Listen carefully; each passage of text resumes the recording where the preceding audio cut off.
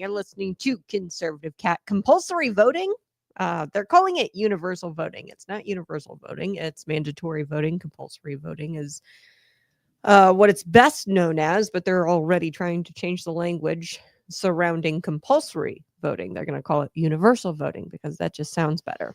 Illinois lawmakers, they are wanting to drag you to the polls, whether you like it or not. So we're going to be talking about that a little bit later in the show today.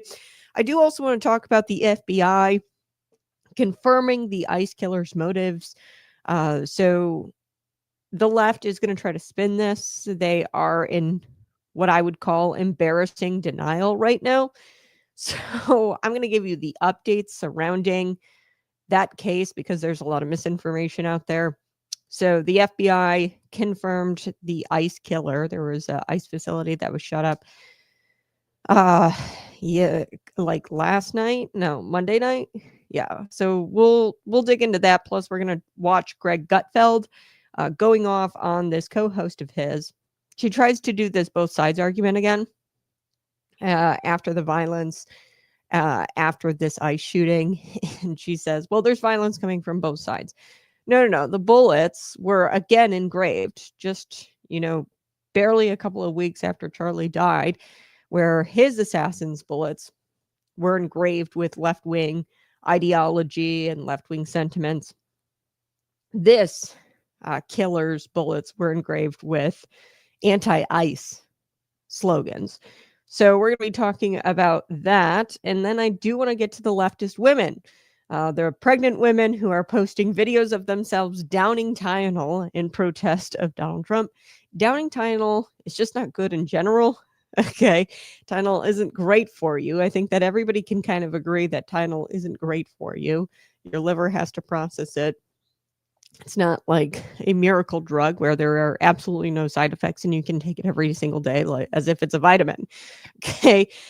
So these leftist pregnant women, whatever you want to say about the science that's out there with Donald Trump and the Tylenol thing, I talked about this the other day and I walked you through the meta-analysis. There were 27 studies that said that autism is linked to Tylenol, not the cause of autism. Okay, so Tylenol doesn't cause autism. And I think that President Donald Trump's press conference could have been better in that they didn't tell us what exactly caused autism. And I think that a lot of people are grasping at straws. Are like, well, Tylenol doesn't cause autism. Well, no, that's not what Donald Trump said in his press conference. He said that it's linked to Tylenol, and he recommended that women stop taking Tylenol like candy, really, in pregnancy, and to tough it out and to not take Tylenol. Being a pregnant woman myself, 20 weeks, I was very skeptical of this news. My doctor has, said, once in a while, but even she says limit your intake of Tylenol. You don't want to be taking it every single day. Limit your intake. But I was skeptical at first. I looked at the meta-analysis. I would like to know what causes autism. I would. But I don't think Donald Trump knows that. I don't think RFK Jr. knows that. I don't think anybody really knows what causes autism. We do know that there's this link to autism, which is much different than a cause. Okay, so we just saw that women who took Tylenol in utero, their children happen to have a 3 times likely more chance to contract autism. So, and then I see leftists out there posting, oh, autism shouldn't be cured. Are you kidding me? Like, if there is something that we can do to combat ailments of any kind, neuro ailments of any kind, we should definitely be doing that. And not telling children that you are your disease if there's a way we can combat autism. And I mean, what's next? Are we going to start telling cancer victims who suffer cancer, oh, well, you have cancer and there's no reason to find a cure because we just need to be accepting of who you are and affirm who you are, being that you have cancer. Okay, like, no, I'm sure a cancer patient and anybody suffering with autism, if they had the neuro capacity to understand their ailment, they would want to remedy that. Anything that they could do, they would want to remedy that. So there's leftists out there who are posting themselves down in Tylenol. Do I think the Trump rollout could have been way better? Yes, 100% yes. The press conference did not include like, hey, this causes the breakdown of Tylenol and the chemicals of Tylenol. This is how it causes autism. He just went out there, I kind of think, sort of half-cocked, I'll say that, where like, okay, he comes out there and he says there's a link and he urges women not to take Tylenol. But you have to understand his position. We see this meta-analysis. All the studies are telling us, okay, well, women who take Tylenol, their children in utero who have uh, Tylenol in the umbilical cord, they're coming out and they're more likely to have autism than women who don't take Tylenol in pregnancy. We don't know exactly if that's the cause of the autism, but we need to come out there and we need to warn women. Tylenol, the manufacturer themselves in 2017 told women, we don't recommend you take Tylenol while pregnant. Okay, the manufacturer themselves. So this is nothing new. In 2017, they tweeted that. The manufacturer said, hey, if you're pregnant, don't take Tylenol. We don't recommend it. So this is nothing really new. And I think that the press conference and the politics of it all, Dr. Oz, RFK Jr. up there, I think that it was a little over the top for what the news actually is. And now people are taking it out of context and they're saying, oh, Donald Trump, even the Illinois Department of Public Health is saying, oh, Donald Trump said Tylenol causes autism. That's not true. There's no evidence to if there is a link. And if there's a link, I don't know about you, but me being pregnant myself, I'm like, okay, if there's a link, that's enough for me to say, I'm going to think twice about reaching for the Tylenol when I have a headache. Okay, I'm going to try all the natural remedies, which is what I do anyway, before I take a Tylenol. Okay, and I was speculating, I guess, a couple of days ago on my show where I said, it's probably a whole host of things. Women who are pregnant, it sucks. I mean, I'm not one of those women who I'm like, oh yeah, pregnancy is just a delight. It's wonderful. No, it absolutely sucks. But it's called sacrifice, and men sacrifice in their day-to-day lives. They provide protection. Women, there's a sacrifice, a 9-month sacrifice that you have to commit to in order to, populate the earth. So it's not fun, but here's what I will say. It's probably a whole host of things in that, when you get pregnant, you have to take a prenatal and you're kind of guessing and checking. You're like, okay, I feel really crappy, but maybe it's just the pregnancy, but maybe you suspend your prenatal. A lot of women will suspend their prenatal because they feel kind of off and they're not sure if it's the prenatal or the pregnancy, and you'll be off your prenatal, and then you're not getting that folate, which is what develops the baby's brain. That, if you're not taking your prenatal and then also taking Tylenol on a daily basis, probably going to not be good for the baby. Okay. I'm speculating here. I think it's a whole host of things where women who don't take folate, they take Tylenol every single day, then they have their baby, and then out of the uterus, the baby, continues to get Tylenol because the pediatricians prescribe it like candy for everything that the baby goes through. They say that is the drug of choice. If the baby has fever, if the baby has the sniffles, if whatever, toothache, Tylenol. And then they have like 80 vaccines that they're supposed to have, babies. So I'm speculating here, but I think that it's probably all of it that causes autism. Now, I don't know and Donald Trump doesn't know, and RFK Jr. doesn't know, because they didn't do anything new as far as the study goes. They performed a meta-analysis, and if you missed the show, go check it out. It was from a couple of days ago. I walk you through, it was 27 studies that they reviewed, and those 27 studies all proved the same thing, that there is a link, not a cause, to autism when you use Tylenol in pregnancy. Okay, and then there were 13 studies, which the doctors have been using for years now, and I feel kind of cheated because the doctors have been using these 13 studies over here, which aren't as credible as these 27 studies. And the doctors have been prescribing Tylenol. Oh, if you have a headache while you're pregnant, you can take Tylenol. It's safe. It's harmless. And That's what these 13 studies say. But the 27 studies, they say, hey, there's a link to autism. So we're going to get to it. I'm sorry. I went down a rabbit hole. I want to get to the shooter because this is a story coming out of Dallas, Texas. And there's a lot of misinformation out there. And this was early on Wednesday morning. Okay, so like it was still really dark. So it wasn't the night, but it was Wednesday morning. I think I said Monday. It's Wednesday morning is when the shooting happened. And 2 people were left dead. One was critically wounded. Joshua Jan has been identified as the killer, and he committed suicide in the sniper hole that he was located in on an adjacent rooftop from the ICE facility. Okay, so the 2 victims who perished were detainees at the facility who were sitting in a van parked outside the exterior kind of port. I think that they were probably waiting to be processed. Okay, so they were arriving to the facility. So in the aftermath of the murders, the officials revealed anti-ICE messages were scribbled and engraved on the bullet cases. Okay, so they had been scribbled onto the casings. Where have we heard that before? Okay, this is a advertising political ideology on ammunition.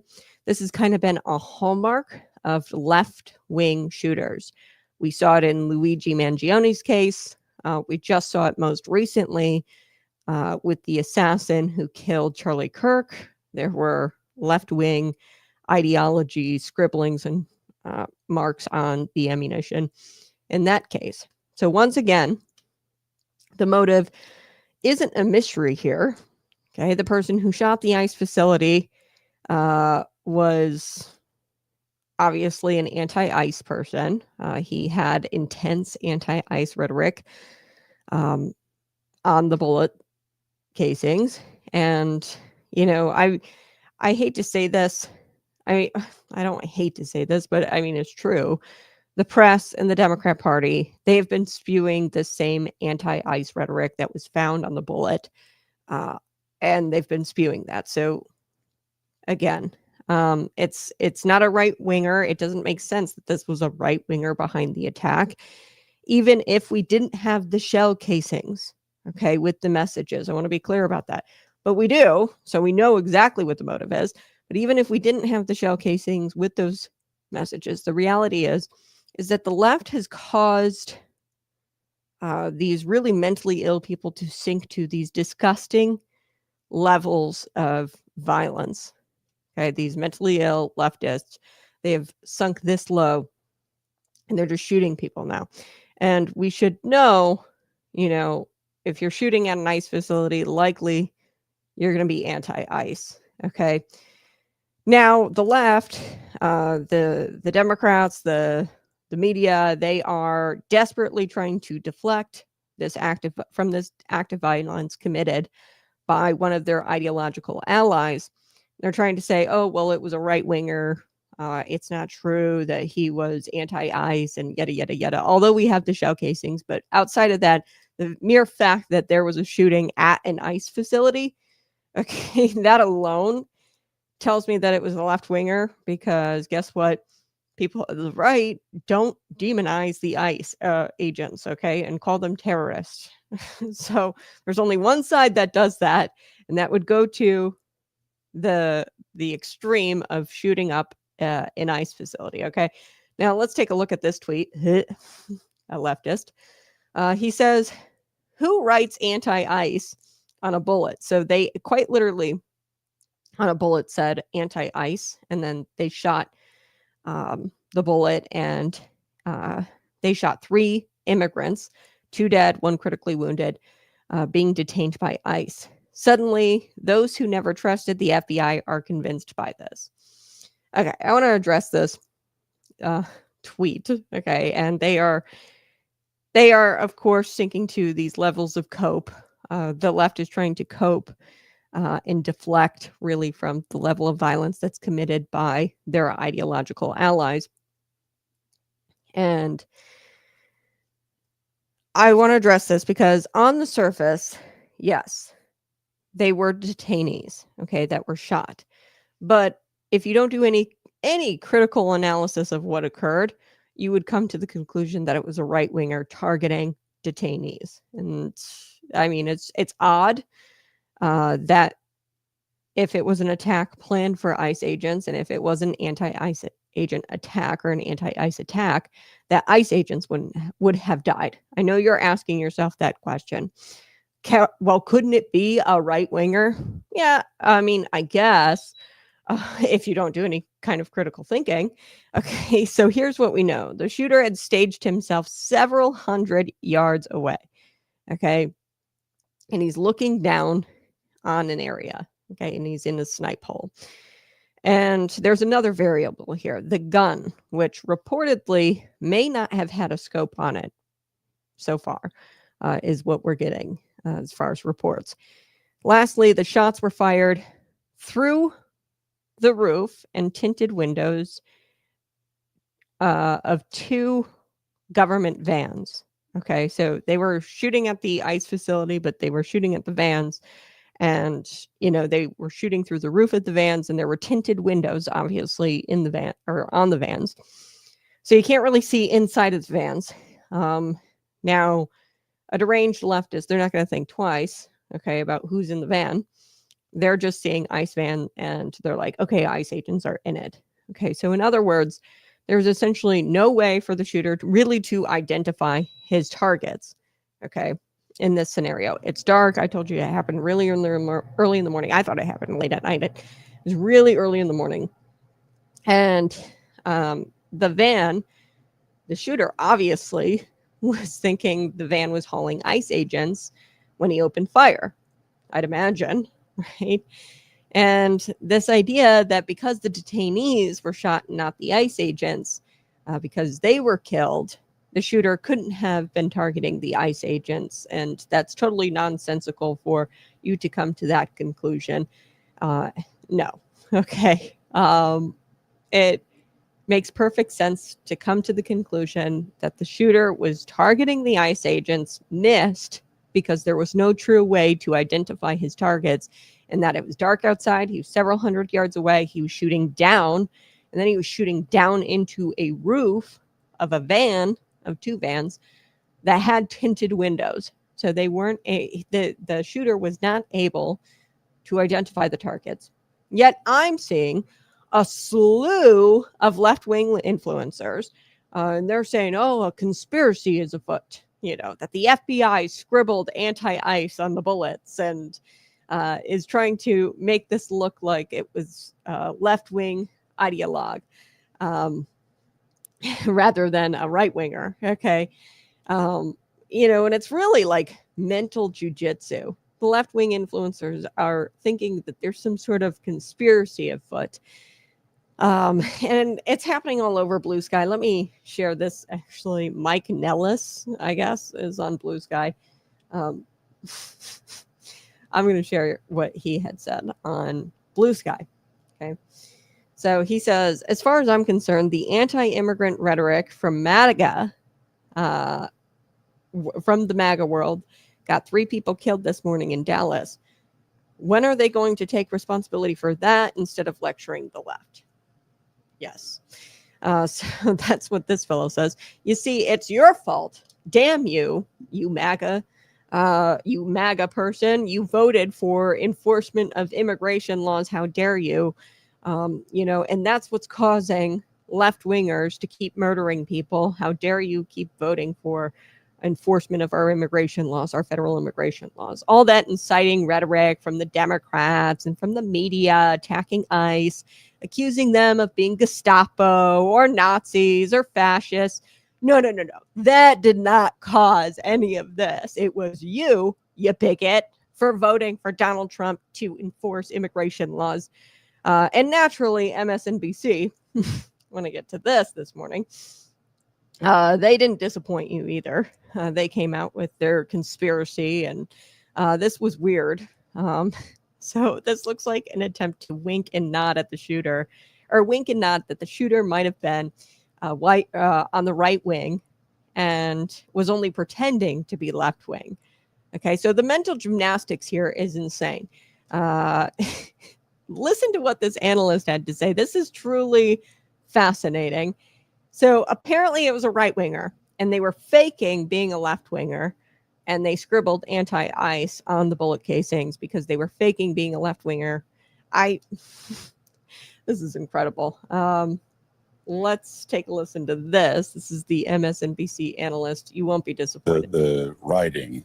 The first time we really saw that was Brenton Tarrant in the Christchurch shooting in a mosque in New Zealand, and he was a fierce, white supremacist and neo-Nazi, and wrote all over his weapon and his rounds very hateful information. So to see this coming from potentially the other side of the political spectrum is a little strange, because it is not something, if you are trying to, carry out some kind of message countering, more extreme right-wing stuff. I don't know why you would, use a tactic that a famous white supremacist who has been revered and copycatted over the years by other white supremacists, why you would do that. But it does appear that people are moving in that direction because they want people to know what they're doing and why they're doing it. Again, terrorism is theater. They want people to understand their message and why they're doing it. What? So he calls the writing of the words on the shells, the shell casings, strange when it comes to left-wing shooters, okay? Instead of noting both Luigi Mangione and Tyler Robinson, who had done the same thing in recent times, he reaches all the way back 6 years ago to a mass shooting that occurred in another country to try to shove this narrative into place that actually these people are right-wingers pretending to be left-wingers, because 6 years ago there was a mass shooting in a totally different country, and he's trying to push his narrative using this case rather than Luigi Mangione, Tyler Robinson. Now, one thing I will say about Tyler Robinson, no digital footprint. From what I can tell, Luigi and Mangione at the time, there was definitely a digital footprint of his social media. I haven't seen anything about this recent shooter, but Luigi Mangione for sure was a left-winger. He, on social media, was constantly spewing left-wing ideology and sentiments. So, yeah, what's happening here is obvious. I mean, I'm getting pretty sick and tired of it. Democrats have coddled their radical base and fed them a diet of extreme language, comparing law enforcement and Republicans just in general to Nazis, to the Gestapo, to fascists, okay?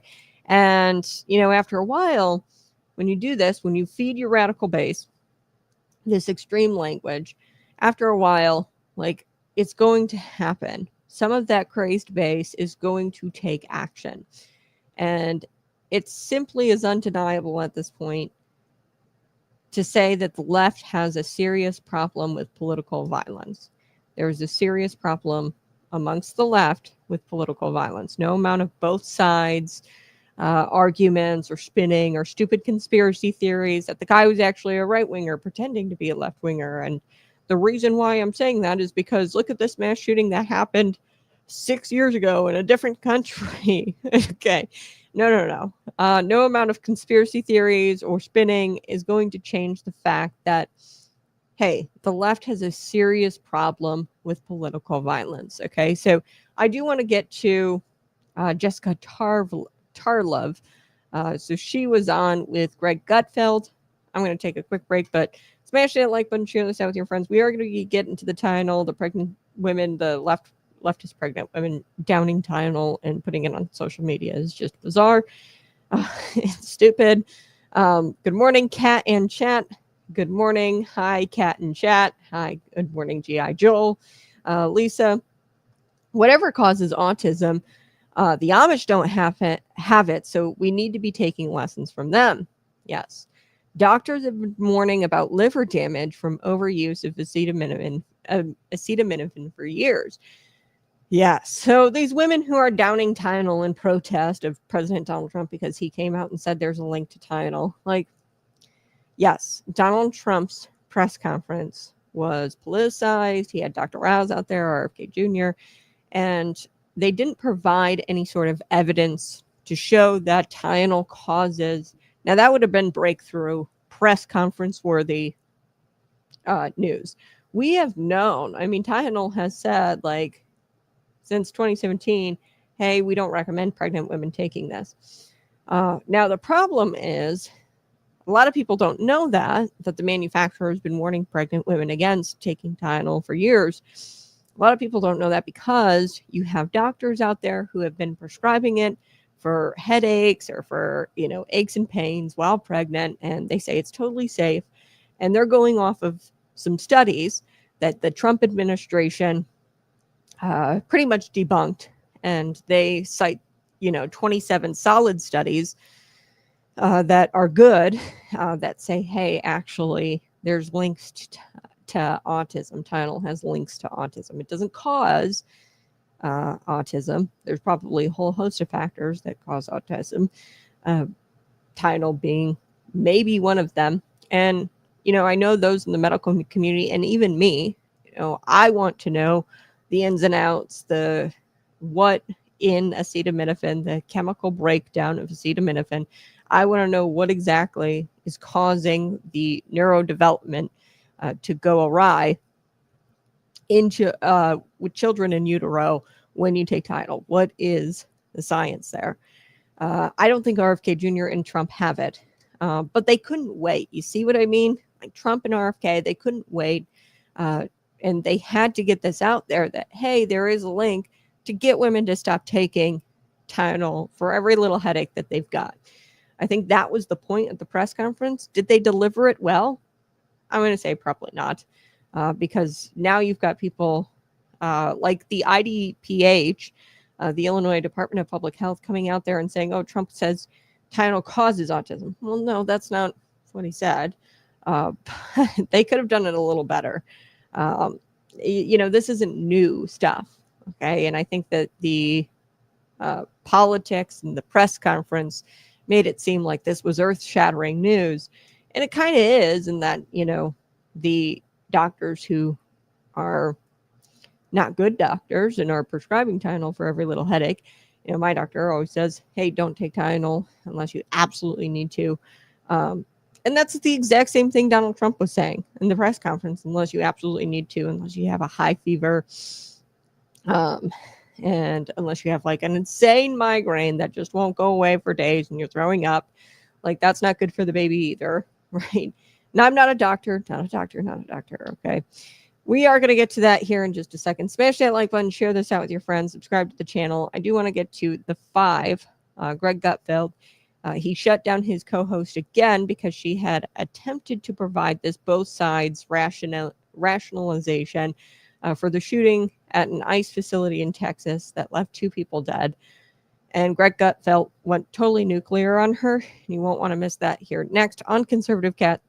Again, subscribe.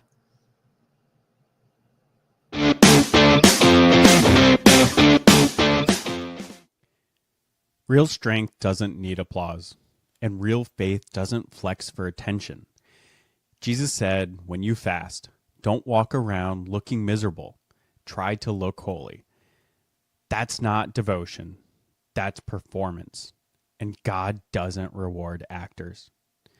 Matthew 6, verses 16 through 18, is Jesus calling men to fast in secret, where only the Father sees. Because fasting isn't about proving your discipline. It's about pursuing God with hunger, so real, you trade food for fire. You don't fast to earn points. You don't fast to make space. You weaken the flesh so the spirit gets louder. You say no to your cravings so you can say yes to something deeper. But here's the catch. It's got to be real. Not for your boys, not for social media, just you and God. In the quiet, in the dark. That's where rewards are born. In silence, in secret, in the furnace of unseen obedience. You want to be strong in public? Train in private. Fast without a stage. Pray without applause. Obey without a crowd. Your Father sees in secret, and he's the only one who reward what matters. Patriot Pump doesn't give you just energy. It keeps you focused. No fluff, no crash, just clean, hard-driving fuel for men who train with purpose and sacrifice. If you're building discipline in the dark, this is your edge. Train hard, stay sharp. Hey, smash that like button, share this out with your friends. I so do appreciate you tuning in each and every single morning, 6 a.m. to 8 a.m. It's the Daily Show, Monday through Friday. Jessica Tarlov, she disgracefully attempted to provide this both sides rationalization for the shooting that happened at an ICE facility in Texas. I just gave you the details about that. It left 2 people dead.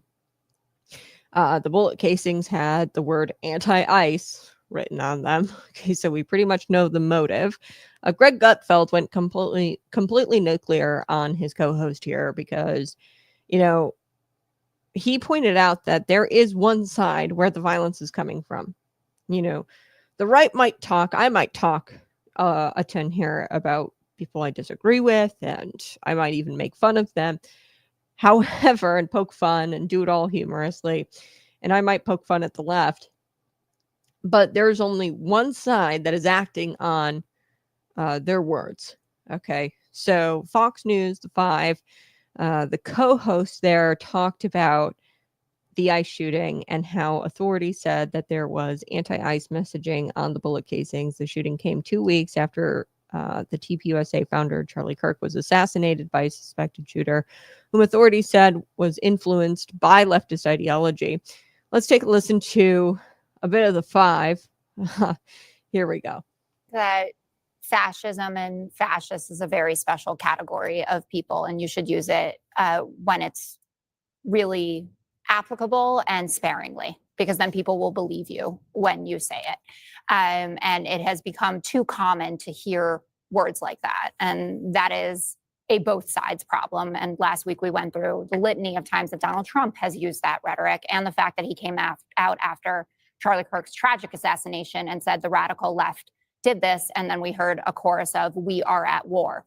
And that does permeate the entirety of American society, that they hear that from the top. We don't know garbage. that much. That is absolute garbage. It is Continue. When something terrible happens, Greg, when somebody gets murdered, you are saying, how dare you be enraged by it? Continue. No, what I say is, how dare there is you? no, I'll give you the both. No, Jessica, I'll give you the both sides. Greg, I agree with you. There is both sides. On one hand, you have the hard left, and on the other hand, you have the left. Why are you? They're the both sides of the same coin, because you walk into this room and you're not reading it.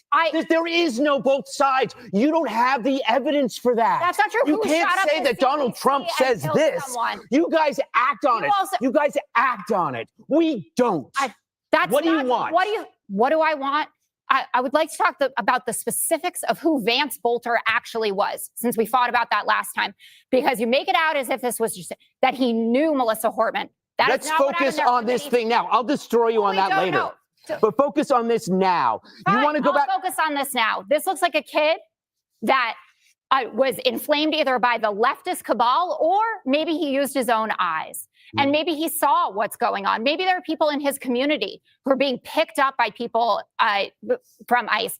Maybe he saw raids at Home Depot. Or maybe he did hear J.B. Pritzker. He seems like a Morning Joe viewer to me, right? Someone who had tuned in, saw Hillary Clinton, and then went out and grabbed his gun. The common denominator in all of this is that we have young men, usually young white men, who have access to these guns and are carrying out these tragedies. They are nihilists. They live online. And again, do you think it's normal that people are writing on casings anti-ICE? They think that it's a joke.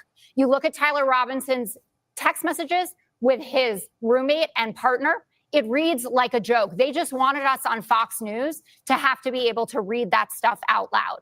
He even said it in the messages. So I get it. You're amped up. I don't think that Okay. So that was a little bit. So there you have it. Tarlov, or whatever her name is, the co-host there, she claimed that it's far too common to hear the words fascism and fascist on both sides, and that it's a both sides problem. And then she said Charlie Kirk's murder. Right after that, President Donald Trump, he, flamed or fanned the flames here by saying the radical left did this. And, you heard the we're at war. I say that all the time. I say it's a spiritual war right here on my show. But there's a big difference. I wouldn't say that stuff if people were actually going out and gunning down people on my side. Okay. Gutfeld had enough. He blew up. He said, your comments are absolutely garbage. How dare you? When somebody gets murdered, of course they're going to be enraged by it. Of course they're going to point fingers, and Donald Trump pointed a finger at the radical left, rightfully so. It was somebody on the radical left who did this, which is just factual. And we are at war. We're in a spiritual war, 100%. But Greg Gutfeld, he cut her off, and he says, "No, Jessica. I'll give you both sides. I agree with you. There is both sides. There's the left, and then there's the hard left. So there's the left, who go out and talk about it. Those are your JBs. Those are your media people, your Morning Joes. Okay. But then there's the hard left who feel legitimized by those leftists, and then they go out and they act on it. So that's the big difference, is you're not seeing right-wing people going out and acting on the words that Greg Gutfeld says, or Jesse Waters, or Tucker Carlson. You're not seeing people going out, or what Charlie Kirk would say. Okay. And Greg Gutfeld, he said, she goes, why are you so, the co-host? And then he says, because you walk in this room and you're not reading it. There is no both sides. You don't have any evidence for that. And then she brings up Vance Bolter, who was by no means somebody on the right. By all appearances, he was appointed by Tim Walz. His wife worked for for Tim Walz's campaign. So Vance Bolter's wife worked for Tim Walz's campaign, his congressional campaign, and then not to mention he also served on all sort of left-wing nonprofits. So yeah, I mean, she brought that up, which was fascinating. She was trying to derail Gutfeld, and not a lot of people know that I did some digging on Vance Bolter myself, and found out all kinds of information about this guy, where I was like, yeah. And then he had all the No Kings flyers, the protest flyers, in his car when he executed and committed these crimes that killed Melissa Hortman. So, I mean, there's nothing to suggest that he was on the right. Okay, nothing. So Tarlov here, she appears to provide cover almost for the shooter in her comments there. She was saying that this guy was influenced perhaps by a leftist cabal, or maybe he just used his eyes and saw what was happening in his community, people being picked up by ICE. And that completely sent Gutfeld over the edge, myself included. He brought the receipts, and he tells us where the violence is coming from. It's not on the right. They are not acting. People on the right are not acting on the words that right-wingers say. That is only coming from one side, and that's the left. So, let's take a listen to this. Here we go. Okay, it's real simple. You label someone a fascist or a racist or a Nazi, it makes you free to attack them, and that has been the ideology from the start. It's weird. So why? No. Let me talk. Trump does it. What? Just tell me why it's okay. I'm getting there. I'm getting there. Great. I'm enjoying this. Okay. You won't be for long. The left calls Trump a hate monger. They have called me a hate monger because I ridicule the left. I ridicule protesters. I ridicule academia, Hollywood, the news media. I make fun of The View every day. I make fun of the UN. Guess what? No one acts on the things that I say because my side doesn't do that. We say people are stupid. We say people are wrong, but we don't say they're evil. That is your game, okay? And then you come and you say, okay, man, this is a mentally ill loner. Well, who do you think does this stuff? It's not Ben Affleck. It's not Tom Brady. It's not even Carrot Top. People who do this stuff are always that way. The question is, who points them in that direction? Why pick ICE? Why pick Kirk? Why target TV stations and put bombs under Fox trucks? Why vandalize memorials? Why kill kids in Catholic schools? Two things can be true. A person can be mentally ill, and you can be guiding him to that place in his life. That is how brainwashing works. Oh boy. All right. So that was Greg Gutfeld completely destroying his co-host there. And he says, look, you have to understand Kirk's death. There is no both sides anymore, Jessica. It's real simple. You label someone a fascist or a racist or a Nazi, it makes you free to attack them. And that has been the ideology from the start.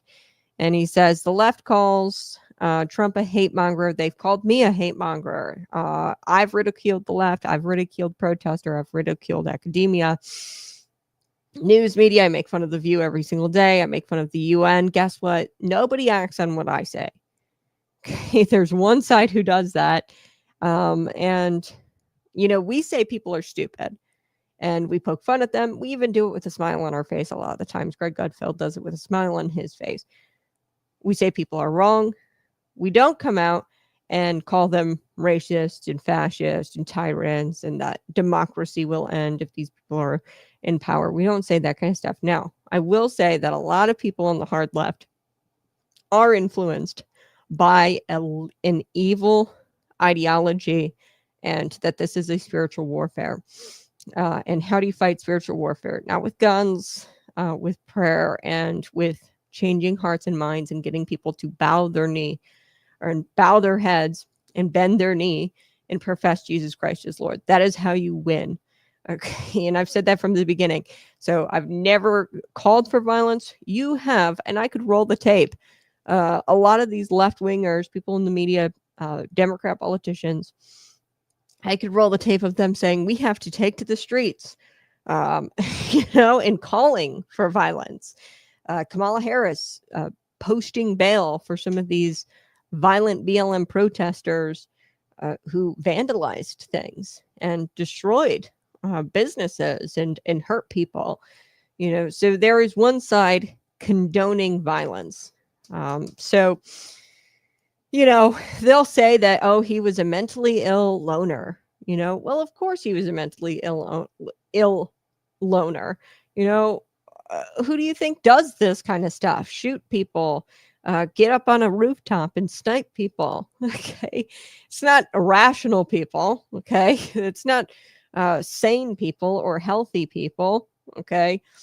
So the question is, who points them in that direction? Who emboldens the mentally ill and encourages them to go out there and pick fights with ICE and shoot Charlie Kirk in the neck or target ABC stations because they drop a comedian show or bomb trucks, Fox News trucks, put bombs under Fox News trucks or vandalize memorials or kill Catholic school children. Okay, so who points them into the direction of doing all that stuff? I'll tell you, it's the leftist media and the Democrat politicians like your J.B. Pritzkers, your Joe Scarboroughs, The View, Kamala Harris, AOC, Ilhan Omar. And he wrapped up his comments, Greg Gutfeld, and he said, yes, a person can be mentally ill and you can be guiding him to that place in his life. Both can be true at the same time. That's how brainwashing works. They take vulnerable people and then they weaponize them. So if they're not mentally ill, like this is the Democrat base, and I've come to understand this. The Democrat base are mentally ill people who cannot take care of themselves or are these weirdos who just live online all day long, very susceptible to messaging.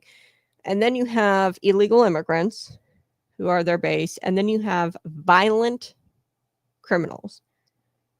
That is the Democrat base. So, and that is not our base. Our base is people who go to church on Sunday, have 2.5 kids and a golden retriever. Okay. And make sure the kids eat the vegetables at night. That's your base. Okay. That's the right base. So Yeah, he also was right to call her and Democrats out because they literally have no ground to stand on. Greg Gutfeld rightly blasted his co-host here for her rationalizing this sort of violence and trying to say that it's coming from both sides. There is no evidence of that whatsoever. And they've demonized Trump and his supporters for a decade at this point, and it's got to stop now. Okay, they've demonized. Trump doesn't even really do that. He generally calls it radical left. He's never gone after anybody, really personally, and called them dangerous. He'll poke fun at J.B. Pritzker and Brandon Johnson and say they're radical, which, I mean, I don't even think Brandon Johnson would disagree with you calling him radical. I think that he understands that he is further left than most. I'm sure J.B. Pritzker understands that he is further left than a moderate. Okay. It's very extreme to want abortion to be taxpayer funded. Okay. That is an extremist position. And Trump is just saying the truth that the radical left took out Charlie Kirk. Governor J.B. Pritzker is a terrible governor by all metrics. Okay. But he doesn't go out there and he doesn't say that the world is going to end because Governor J.B. Pritzker is the governor of Illinois. He doesn't go out there and say that, they're fascists and they're tyrants and they need to be taken down. Okay. So I want to shift gears. Let's talk about Trump derangement syndrome. Terrible thing. And it's afflicted many. And those afflicted can often harm themselves or others. In this case, they are potentially putting their unborn babies at risk. Okay. So, and they're doing that to prove to the world that they defy the president and everything he stands for. And this is just the weirdest thing. Women taking Tylenol, pregnant women taking Tylenol in defiance of President Donald Trump. So the latest disturbing symptom of the debilitating mental impairment known as TDS, pregnant women are suffering from TDS, filming themselves downing Tylenol. This is a brand name generic drug, acetaminophen. Okay, so the administration said that it could be linked to autism. Okay. And I think a lot of people on the right aren't doing justice by this press conference. I watched it. Was it my favorite press conference? No, because it left me with more questions than answers. So, I mean, I will agree with the left there that there is definitely more answers that need to come out about this, but you have to understand where Trump is at, and you got to put yourself in his shoes right now. The manufacturer themselves, and I'm going to share the tweet with you, have come out and said that you shouldn't be taking Tylenol while pregnant. Okay, that they don't recommend it. The manufacturer says that. Now, doctors, they've been recommending it because they've been going off of these bunk studies. Okay, now what Trump did in his administration and RFK Jr., what they did a meta-analysis. This is not new evidence.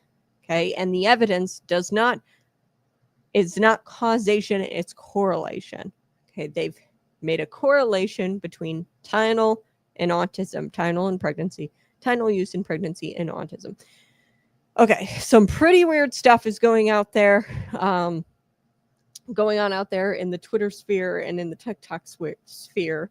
So I want to share some of these clips with you and have a good laugh. Let's take a look.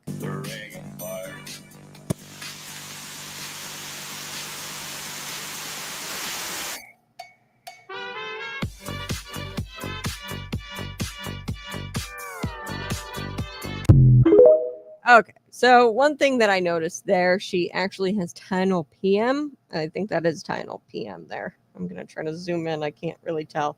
But Tylenol PM has something in it that you definitely shouldn't be taking while pregnant. So I hope she's not taking it out of that bottle. But yeah, I mean, what Trump is doing here with the press conference, he's trying to say there's a link. And there's no reason to be taking Tylenol thinking that it is perfectly fine and prescribing Tylenol like it's candy. And he wants doctors to stay away from that kind of stuff. Okay, so he's not saying it's the cause. And people, I think, have taken Trump out of context. And I really encourage people to go watch that press conference and listen. They're not saying it causes autism. Okay, and the IDPH is spreading misinformation out there. There is a big difference between a linkage and causation. Okay, and I'm disappointed in the Trump administration. I really wish they would have had the evidence and not come out half-cocked and proven how acetaminophen actually causes autism. But I'd imagine that'll come out in the coming months or years. But he had to get out there and say, hey, there's a link that we can't deny anymore. So imagine possibly endangering your future child here, just to make a political point. TDS should be called Trump depravity syndrome, because TDS, Trump derangement syndrome, truly makes you hurt yourself or potentially others, in this case, or others. So look at these gleeful moments. Okay, this is just, nobody takes Tylenol gleefully, by the way. Okay, she's dancing. If you can dance, I don't understand why you're taking Tylenol. Okay, and film yourself taking Tylenol. I do not take Tylenol unless I have an insane migraine, insane fever. Like, I try to tough it out, even when I'm not pregnant, right? Because it's not good for your liver, and everybody pretty much knows that. But we live in this microwave age where we just want instant gratification and no discomfort. So look at this. These women are gleefully shoving pills into their mouths. Look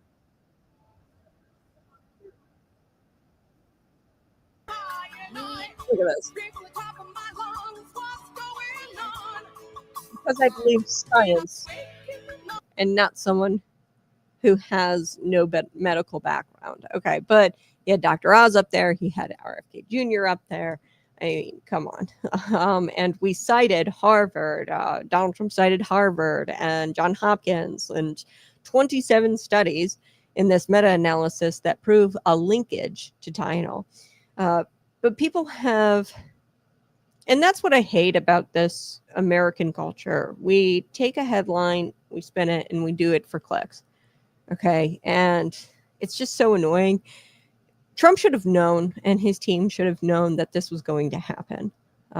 So I wish they wouldn't have come out half-cocked. I wish that they would have shown some evidence, and maybe that evidence wasn't available and isn't available, and I don't think it is, to prove the causation, the evidence to prove the causation. They should have been very clear that there is a linkage and not a causation. I wish they would have been more clear about that in the press conference. But yeah, this is insane. Let's take a look at some more. Here we go. I think you'll get a kick out of these this morning. Making fun of leftists.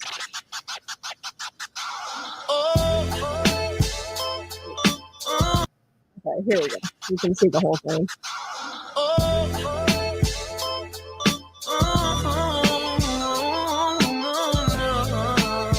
Okay, so she says, me popping Tylenol while pregnant because WTF is the government going to do about it? Nice. Okay. About this with Tylenol for my headache while pregnant, because I don't take my medical advice from a man who doesn't have a degree in science, healthcare, or medicine, and who had a parasitic brain infection and was addicted to heroin for 14 years. Yeah, I'll trust my doctors who have their degree. Okay. All right, we already saw that one. I think you guys get the point. I won't subject you to that any further. There's just one problem here with their potentially dangerous antics. They're sticking, their fingers in their ears and they're covering their eyes. And they're missing this. This is what I want to share with you. The manufacturer themselves in 2017 came out and said this. There's just one little problem with your little your antics there, your dangerous antics. We actually don't recommend using any of our products while pregnant. Thank you for taking the time to voice your concerns today. Look at the date on that, 2017. Okay, so the problem is, and what Donald Trump addressed in the press conference, is that you have doctors out there, despite the manufacturer's warnings, saying, oh, it's totally fine to take Tylenol. And they're going off of, these debunked studies that, don't show that linkage to autism. They're going off of those bunk studies. So that was Tylenol's tweet with the recommendation that they don't take it while pregnant. And it's still up as of today. They didn't take it down. So Fox contributor Dr. Nicole Saphir summed up the insanity in an X post, and I want to read it to you. Pregnant women popping Tylenol like Tic Tacs just to stick it to Trump. Please stop. Don't weaponize your pregnancy for a political point. Consider acetaminophen only when absolutely necessary for the shortest duration and lowest dose. Even the makers of Tylenol say this. Okay. It's beautiful. I mean, I couldn't have summed that up better. Like, no, there is no evidence for that causation. And that's not what Donald Trump was talking about. There's a link. And the link in of itself should deter women from using Tylenol like candy. Okay. So I don't know. I wish that, like, rational thinking and normalcy, I wish that it wasn't too much to ask for, but we live in the United States and people suffer from TDS, and those suffering with this disease, I mean, it's sad. Unfortunately, for those suffering from the appalling consequences of TDS, the answer would be yes, it is too hard for you to just act rationally and normally. So, all right, I want to switch gears. We are going to be talking about compulsory voting. So, folks, this is Conservative Cat. Smash that like button. Share this out with your friends. I so do appreciate you being here this morning. Subscribe to the channel. Hit the subscribe button right now. Hit the subscribe button. We conservatives do call out the evil, though. We do. Yep, we call out the evil, and we go as far as to say, hey, our battle isn't with flesh and blood. It is with the principalities and the dark forces of this world. So we don't even call out people by name.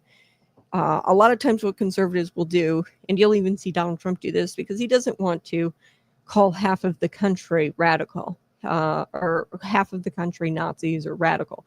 He will say very specifically the radical left, not even the left. He, uses that adjective, radical left. And it is a very small portion, and it's an emphasis that this is a small portion of the population. And conservatives everywhere, they'll say, it is the ideology. We attack the ideas, not the person.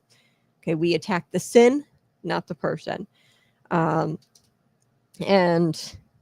that is what the right does. The left does not do that. They attack people, and they make personal attacks. They'll make fun of Donald Trump's hair. They'll call him a pedophile, although he hasn't been convicted, a rapist, although he hasn't been convicted of those crimes. And they just straight up defame people's character, and they attack the person, not the ideas. Consistently, what I see from the right is that they attack the ideas of the person. And there's a reason for that, because a lot of people on the right are of a Christian faith, and we hold the belief that, hey, our battle is not really with people or like the physical person. Our battle is with the principalities and the principles and the dark forces that use these people to do evil in the earth. Okay, so today's menu, Illinois' menu of politics.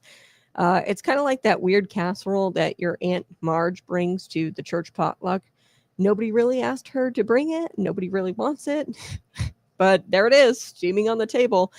The lawmakers in Springfield, they're cooking up this new idea, and it's called compulsory voting. I've talked about this a few times in the show, but it's gaining traction because, I don't know, a couple of years ago or a year or so ago, they introduced like a resolution. Now, a resolution is sort of just like a statement.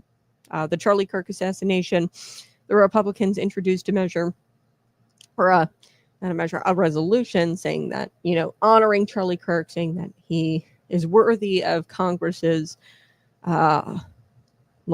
declaration of, hey, this was a man of influence, and we want his legacy to go on, and we want to declare that as a body, as a government body. Okay, that's what the resolution was all about. You had Democrats voting that all down. Doesn't really change anything. It's more like a declaration, if I could describe a resolution to you. This is a step further because they've introduced a bill that would make compulsory voting a thing. So we already have a resolution that's been passed that says, oh, we view voting more as jury duty rather than your right. Okay, we view this as like a you have to thing rather than you get to thing. So we've already passed a resolution. Now they've introduced a bill, which means that there could be some enforcement behind it. They say there's not going to be any enforcement, but why would you pass it without any enforcement? That's kind of weird. So this would be the law of the land where voting is required. Right now, they're saying that they're not going to enforce it at this point with penalties or fines, but we know that's coming down the line. Okay.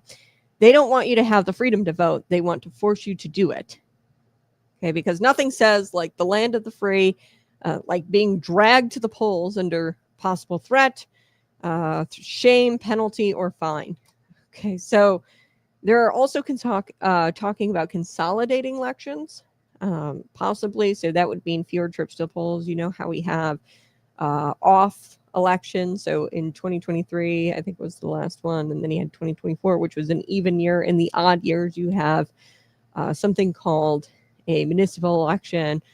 Sometimes people call them consolidated elections, off elections. They want to take those and team them up with the even year elections. Okay, now they're saying it's fewer trips to the polls. They're going to be bigger ballots, obviously, and it's going to lead to more efficient government, and it's going to reduce costs. Yeah. Okay, whatever. I don't believe that for a second. Really what the motive here, I think, is to try to get local issues to be a footnote at the bottom of your 6-page ballot. So we're going to get to this, and let me lay this out clearly for you. Like I said, we've gone beyond a resolution. I've already talked about how Illinois has a resolution out there declaring voting should be compulsory or required. Now it's going beyond that, and we're going to see a bill. And a bill has been introduced. That's House Bill 2718, sponsored by State Representative Maurice West, a Democrat. And this bill would require every eligible citizen to cast a ballot in every general election. Wow. Now they say, oh, don't worry. You don't have to vote. You just have to hand in your blank ballot. And, there's no penalties or fines that we're going to be introducing with this bill right now. But come on, that's where we're headed. I mean, why have it if you're not going to enforce it? You know what I mean? So really, I mean, no fines, no fees, no penalties. That's what they say now. But history tells us whenever government gains the power to compel, it'll eventually add teeth. That's what we know from history. So today, yeah, you can turn in a blank ballot. Tomorrow, you're going to be getting letters in the mail. The next day, you're going to be issued some fines. The day after that, we're going to make you serve community service. The day after that, we're going to jail you, okay, for being an election denier. How dare you not vote and participate in voting? So State Representative Patrick Windhorse, bless this guy's soul, he stood up in committee and pointed out the obvious. And I hate when Republicans, they kind of play devil's advocate and they kind of listen to the other side. Compulsory voting is outrageous. No other state does it in the nation. And there's only a handful of countries that do it. And people don't like compulsory voting. This is not a mainstream idea. But yet Republicans treat it like such. This is a quote from Center Square, Patrick Windhorse. He says, freedom means the right to not participate. We have the freedom of speech, but we also have the freedom not to speak if we don't want to. we can encourage voting, sure. We can encourage voting, but we don't have to coerce people into voting. We don't have to spend taxpayer dollars promoting voting. I think that it's absolutely outrageous that there's county clerks out there that advertise to the tune of thousands of dollars to try to get people out to the polls. They'll advertise billboards, radio messages, and they'll say, oh, make sure you go out to the polls. There's no reason to be, as long as you make it accessible to everyone on a county clerk website, you provide the dates, like that's all people need to know. And if you need to be sent mailers or hear it on the radio when the election is, then you probably shouldn't be freaking voting. Okay, I'm just going to be honest with you. If you don't want to take the extra step or two to figure out what day election day is, figure out where your polling place is at, like, then you probably shouldn't be voting anyway. Okay, if you don't even give a damn to figure out when election day is, or how to do it. And I'm not totally against, the county clerk sending informational mailers, but like advertising and promoting voting, I mean, this is just not the role of the government. Okay. Let the people go vote if they want to. So this is Miles Rappaport. He's quoted in the Center Square. He's from the University of Chicago, and he is a big advocate for compulsory voting, has a book on it. He'll tell you. And he says that it's dramatically increasing participation, compulsory voting in these countries. It dramatically increases participation. Well, duh, right? You force people to go vote. Of course, more people are going to go vote. Like, oh, man, like, yeah, it's going to increase participation. You're forcing people to go vote. He also, says that it makes the electorate look more like the overall population. Okay, yes, if you force everybody to go vote, then everybody is represented. And I'm going to say something controversial. They're going to frame this as if it's like a racism thing because brown communities don't vote as much as white communities. Okay. And they're like, oh, well, that's racist. So we have to force the black people and the brown people to go vote because that's what's best for them. And, that's what we should be doing. That's racism. Okay. If you're going to go force black communities, if they don't want to go vote, they don't want to go vote. Okay. Like, what's so wrong about that? I don't understand it. Like, yes, the black community has decided not to vote. But then maybe you as a candidate need to win the black vote and get the black vote and get the black community excited about voting. That's on you as a candidate. Okay. And really that's on government, I would say. The act of not voting itself is sort of a form of protest. And here's why they're doing it in Illinois. And I'll tell you what it is. There's been a mass population exodus. On top of that, people are so sick of government, they're not voting out of protest. They say, my vote doesn't matter. I'm not going to go vote. And you have absolutely every freaking right to do that. I am so sick of Republicans who shame people into going to vote and saying, oh, you better go out and vote. And how dare you not go vote? Like, honestly, I don't blame people because every single time you go out and vote, you lose. And I mean, me personally, my take is, might as well try, right? And keep trying and keep trying because you're never going to change it unless you try. I'm not a quitter, but if people want to quit, whatever, like I'm not pissed about it anymore that people don't go vote because I understand and I get it because you go vote somebody in.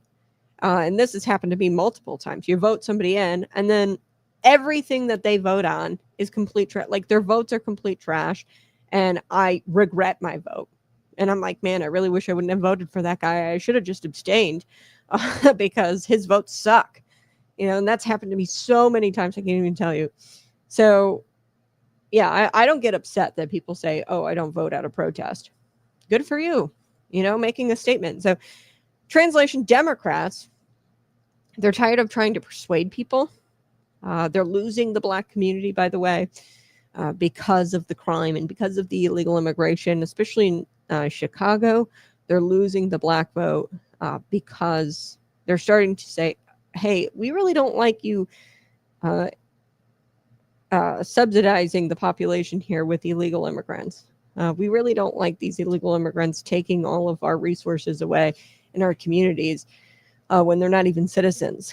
They'd rather shove the black voters into voting booths because this is the same Democrat Party of the 1800s who want to force black people onto their plantations and pick cotton. Like, this is the same Democrat Party, and they don't want to listen to the black community. They just want to force the black community into doing their bidding, into doing their whatever benefits them. Okay, so they're forcing them into the voting booth, and they're hoping that the black community will pull the lever for big government and continue to vote them into office, although they haven't earned their vote. I'm going to play a clip here in just a second, but I want to talk about the Christian worldview. God himself doesn't force belief, by the way. Let me repeat that. God himself does not force belief. He offers truth, grace, and salvation, but you must freely choose him. Free will is baked into creation. Okay? We were given free will. If the creator of the universe, the guy who made you, okay, the creator of the universe doesn't force man to confess him as Lord and as the creator of the universe, why on earth would the state of Illinois force man to check a box for governor? Okay. It doesn't make a whole lot of sense to me. Now, I'm going to take a quick break, but we're going to come back. We're going to play a clip, and I'm going to continue with the compulsory voting, but I got to take a quick break. I need some water. It has nothing to do with the government telling you what to take and what not to take. It's a warning. Yes, you're talking about the Tylenol.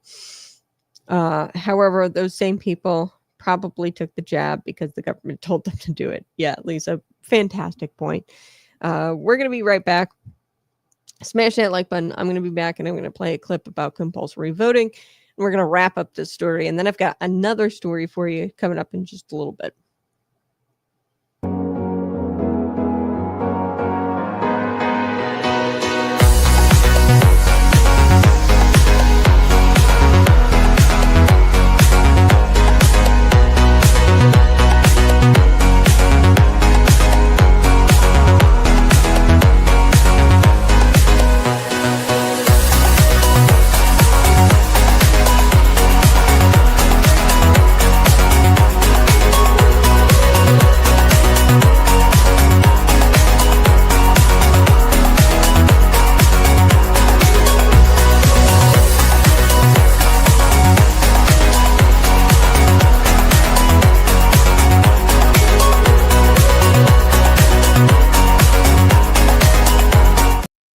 Hey, smash that like button, share this out with your friends, and subscribe to the channel. Be sure to subscribe. Let's take a listen to this clip about compulsory voting. This is Miles Rappaport. He's with the University of Chicago, and he kind of framed this as like, hey, it dramatically increases participation, and that's such a great thing. Sure. Whatever. I mean, I want to see people vote. Don't get me wrong. However, some people shouldn't vote. There, I said it. And if they don't want to take the time to figure out the dates, when to show up, they're even talking about changing the election date so that way it's not in November and it's not too cold for voters to go out and go vote. Like, look, I'll put on a damn hat and scarf and go vote. Like, if you have to force people to vote, you probably shouldn't have them voting anyway. Let's take a listen here. Australia, which is a remarkable example, and they enacted universal voting in 1924. The turnout before that, in elections before that, hovered around 60%, similar in some ways to the United States. And since then, in every single election since 1924, they have had turnout of 90%. Okay, the system is very, very popular. The civic culture is kind of celebratory in a really interesting way, but most importantly, that they do have 90% turnout. They have a very light touch enforcement system there, and different countries have different enforcement systems. And as Katie said, Some countries don't enforce it at all, but it still raises turnout. So coming back to, I would say the major benefits that I would see, and I think we have seen it in many places, of universal voting are, number one, more than any other reform, it immediately and dramatically increases turnout. Again, by depending on depending on the way it's implemented. Part of our electoral process, a part of being a free people, is the right not to engage. We have the freedom of speech. We also have the freedom not to speak. And there are those who, for one reason or another, decide not to engage in the electoral process as their form of protest against that process. Holding fewer elections can reduce costs and administrative burdens for election officials. This can especially be true in jurisdictions where municipalities are responsible for funding their standalone elections. As for off-cycle elections, these may allow voters to focus on more local issues. So consolidating state, federal, and local elections can draw attention to the larger state or federal issues, rather than allowing voters to focus on some of their local issues that may be on the ballot. Chicago, with Illinois having more units of government than any other state, we're already experiencing 4-page long ballots in our even year elections, primary elections. So adding Chicago's elections to that would increase the amount of time it takes a voter at the polls. It would increase the length of lines because it takes each voter more time. So, there are a lot of considerations about putting the two elections together all in one year. Another issue is that we have a pretty robust system of both advisory and binding referendum questions in Chicago, where we have referendum on the ballots in both the even years and odd years. There's a statutory limit of 3 for every unit of government. So we would be basically cutting in half the ability for citizens to put those questions on the ballot. Okay. So there you have it. God himself does not force belief. The founders also understood this. That is why they created a republic, not a democracy mob rule where every person is herded like cattle into the ballot, into casting ballots. They do this sort of stuff in China. Like they say, okay, make sure you go vote, but there's only one option on the ballot, right? So liberty is the bedrock, not participation quotas. Liberty is more important than participation numbers. And if there is low voter turnout, then the government needs to check itself and figure out why people don't want to go vote and why they don't think their vote matters. And then they need to fix themselves. Okay, so compulsory voting undermines the dignity of the individual. It treats, if you choose to abstain or choose to not engage in this process, it chooses that, or it treats that as not a legitimate choice. And and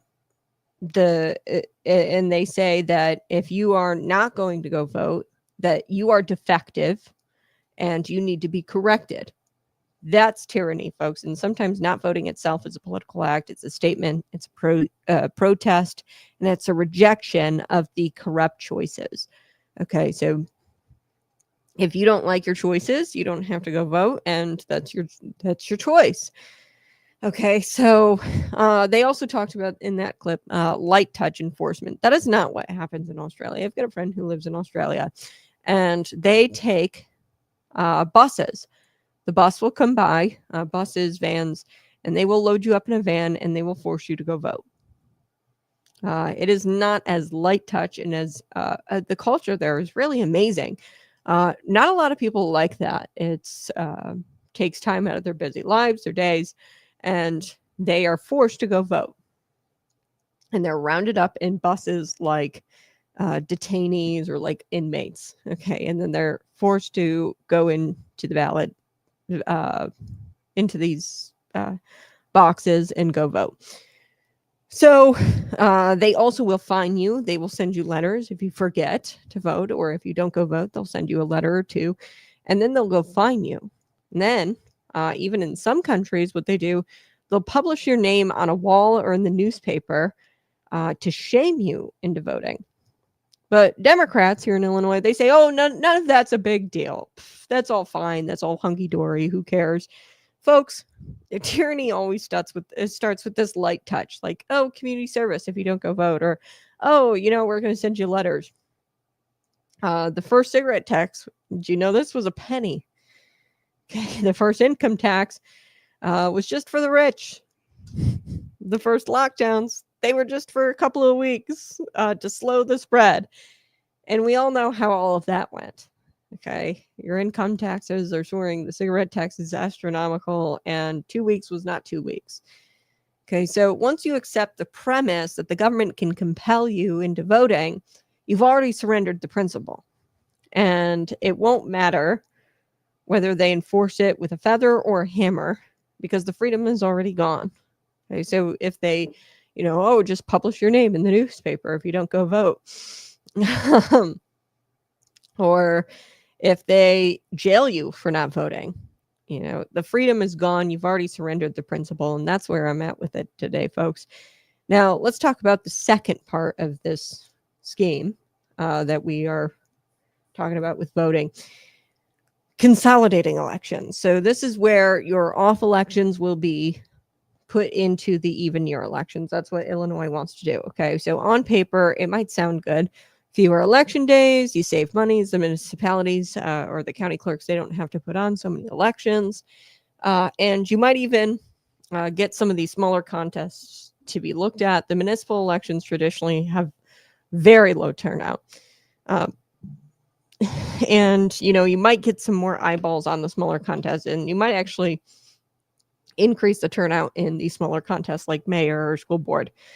Katie King of the National Conference of State Legislatures, she's quoted in the Center Square, and she says that fewer elections could reduce costs, and it could also reduce voter fatigue. But hold on. Adam Lasker of the Chicago Board of Elections, not a Republican by any means, I'm sure, raised a red flag. He says, look, if you stack municipal elections on top of presidential contests, you'll have 5, 6, 7-page ballots. That's insanity. You're going to ask people to go out there and pretty much fill out a packet, and that means longer lines, overwhelmed voters, and less of a chance for referenda, because there is a statute out there that only allows 3 referenda questions and per ballot. And if you're consolidating ballots, then you're risking, losing some referenda, because, you could have 3 questions on the general election, then the even year election, and then 3 questions on the consolidated or off year election. So you would have 6 if you combine them, but now you're only going to have 3 because it's 1 ballot. So that's the kicker. Here's the real kicker, though. I mean, longer lines, sure, longer ballots, whatever. Here's the real kicker that nobody talks about when consolidating elections. Here's the real reason why they want to do that. Is all the stuff that impacts your day-to-day life, your local government. I've always said that on the show. Your school board, your taxes, your community, everything, it all happens at a local level. And really, the state is just, rule here in the state of Illinois. They already kind of do this, right? With the windmills and the solar panels, there's statutes that force you into saying yes to those things.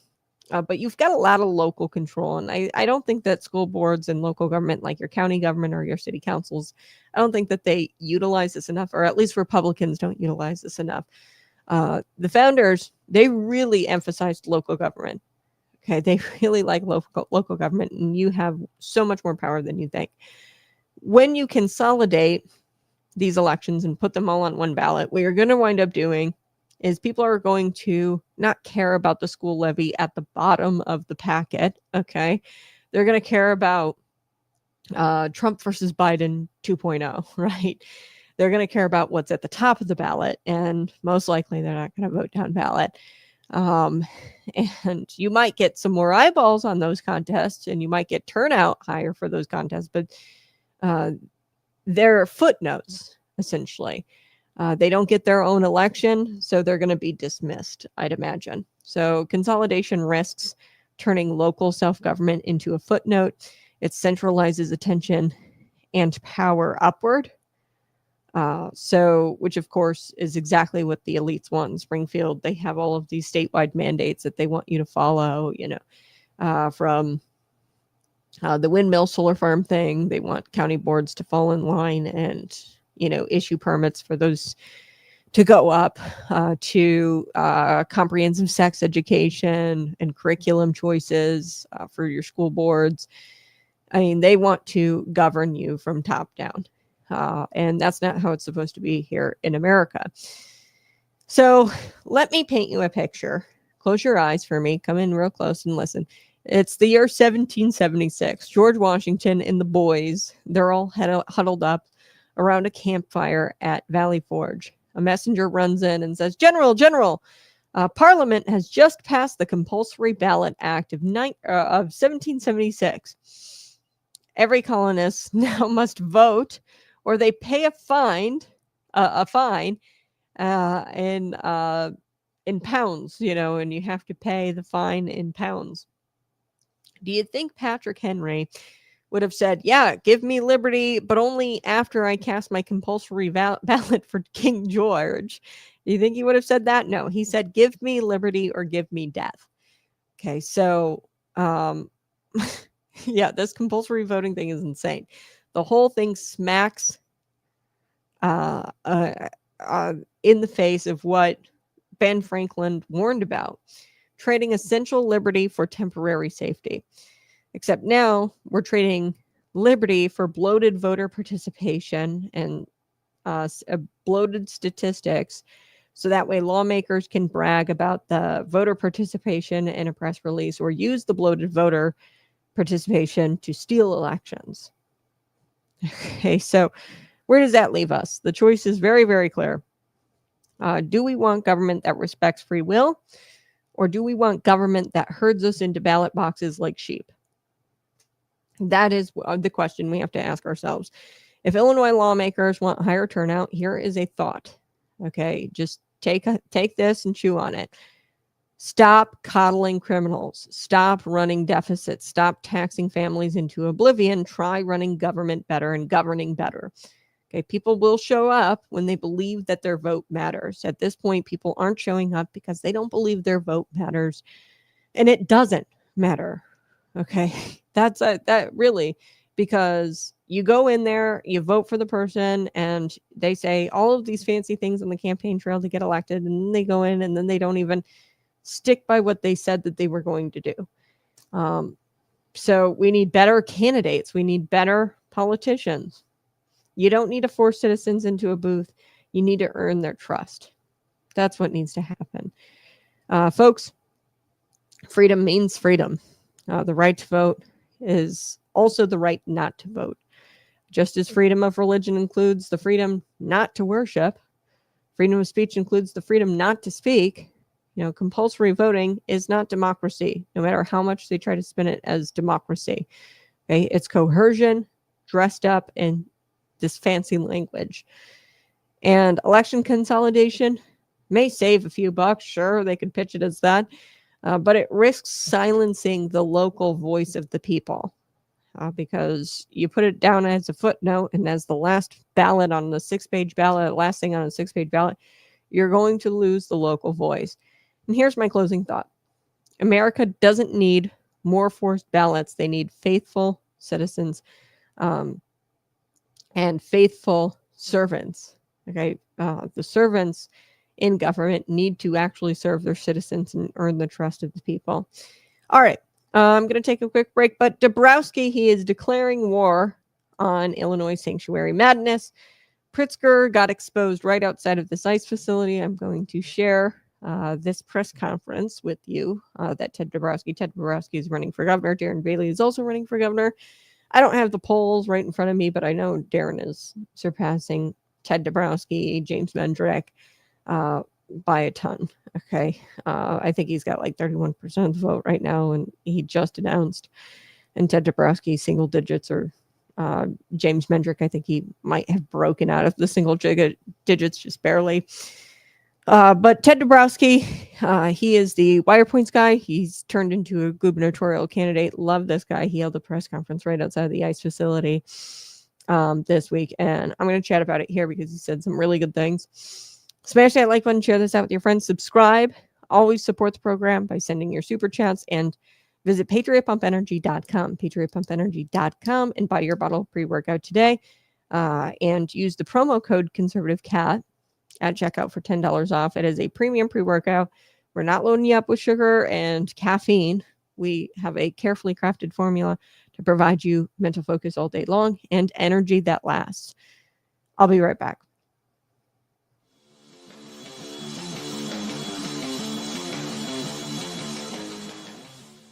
Hey, you're listening to the Conservative Cat Clips. This is the place where we don't call 911 first. Nope, we pray, we prepare, and yes, we pack heat. Every time there's a tragedy, the media and the Democrats, they start crying, do something, and do something. And what they mean is more laws, more bans, and more restrictions, not on criminals, mind you, but on law-abiding citizens.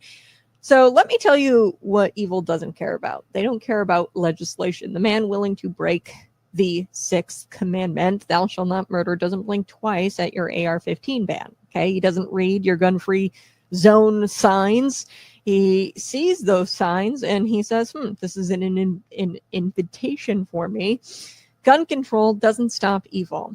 It disarms good people. The founding fathers didn't give us the Second Amendment so we could go hunting. They gave us the Second Amendment to protect ourselves against tyrants, both foreign and domestic. And newsflash, tyrants don't tend to announce themselves. They come wearing smiles and waving around fancy policies. And I also want to talk about self-defense today. Self-defense. The average police response time in big cities like Chicago could be up to 10 minutes, sometimes even longer. I know the Chicago PD is really struggling with that. Response times in rural areas, it could get up to even 30 minutes response time. So if somebody kicks down your door, are you going to ask them to wait until the government sends backup to protect you, or are you going to protect your family and take matters into your own hands? So grandma, in Peoria, Illinois, she is just trying to defend her property, but yet she's the one treated like a criminal. She has to go through all kinds of crazy background checks, permits, training. And the thug in Chicago, he gets the gun out of his trunk in an alley, and he didn't think twice about our laws, okay? It's about power. It always has been. Every dictatorship in history has disarmed their citizens first. First, that's Stalin, that's Hitler, that's Mao. They didn't want competition. And once the guns were gone, so were the rights, the freedom, and the people. So a disarmed people is a controlled people. But an armed, faithful, and free people, that is a nightmare for tyrants. And really, it's a blessing to your neighbors if you are armed. The Second Amendment isn't outdated. It's eternal. And just like evil, just like our right, just like the evil has the right to do evil things, and that they will, we have the right to resist evil and to arm ourselves. And the Second Amendment is pretty dang clear, shall not be infringed. This has been Conservative Cat Clips. Hey, smash that like button, share this out with your friends. Yeah, for some odd reason, Rumble is not working. I will try to correct that error. Unsure if you'll see this, but there was an error message. I will be sure to try to fix that here in just a couple of minutes. If not, the video will be posted afterwards, after about 8 o'clock, so you guys can go watch it tonight when you're cooking dinner or something. Okay, so before we took the break, I was telling you a little bit about Ted Dabrowski hosting this presser. Yes, he's the Wire Points guy. He is the gubernatorial candidate. There is a whole list of gubernatorial candidates. This is starting to get really crowded.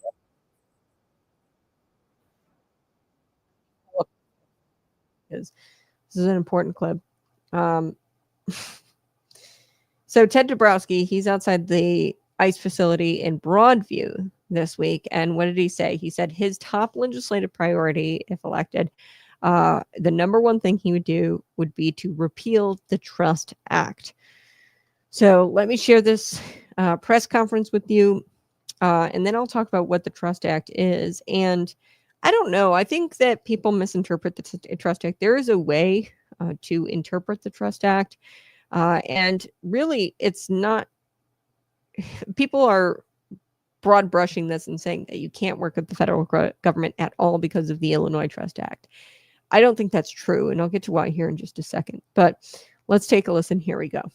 You have security 24/7, taxpayer-funded security, like the governor of Chicago's mayor. Both partners in these sanctuary policies and hostility towards law enforcement. Unfortunately, Brian McCann's brother and Joe Abraham's daughter were not so fortunate. I'm sorry. She lost 50 to 60 years of her life, and this person will see the light of day again. Katie will not. I'll never see her. She got death. I have a life sentence, and that's my Illinois, and it makes me very sad for our state. Yesterday, what happened was disgusting, was inappropriate, it's shameful. And we stand with our neighbors. We are going to make sure we do everything in our power to stand up for the people on our state. ICE is not welcome here. They are not. Their actions are despicable. They should be ashamed of themselves. In these moments of civil strife, political leaders show you who they are. Do they fan the flames to score political points with the extremists, regardless of the dangers they create, as Pritzker has done? Or do they call for reason, the rule of law, and peaceful coexistence to prevail? That's a choice each of us have to make. Governor Pritzker has made his unfortunate choice, and I have made a different choice, which is why I'm here today. Okay. So that was the press conference. I wanted to share that with you because there was kind of a duality of press conferences going on, and I will get to both. But Tina, yes, we the people. We had the right to avenge evil and protect ourselves, protect the Second Amendment. Don't let the tyrants win. Let's hire Darren Bailey. We need you, Governor. Yes. Cannot wait for our grassroots candidate. Yeah, we're talking about Ted Dabrowski today. I don't think he's got a chance, just, objectively. He's not polling very high. I love Darren Bailey. You guys know that. Worked on his campaign when he ran the first time. I loved it. Campaigned for him when he ran in 2022. Great candidate, grassroots candidate, love him. But what Ted says here is really important. He says that he wants to repeal this so-called Trust Act. Okay. And I think that, yes, we definitely need a repeal, but that doesn't excuse the behavior that's going on right now in Springfield and in Illinois. It's a very clever named political gimmick, the Trust Act, that turns Illinois into a sanctuary state, yes, and it shields criminals. It basically puts like a do not disturb sign, and it's hung on the front door of Illinois telling federal law enforcement that you're not welcome here. It does, and it doesn't. I think that there's a way to interpret the Trust Act, and Republicans need to get smarter because there's a way to not... I feel like Republican sheriffs, and they're all hiding behind this Trust Act. You need sheriffs with cojones. I hate to say, they need the cojones to say, no, the Trust Act doesn't say that. We are obligated to work with federal law enforcement when there's a crime being taken, or when there's a crime taking place.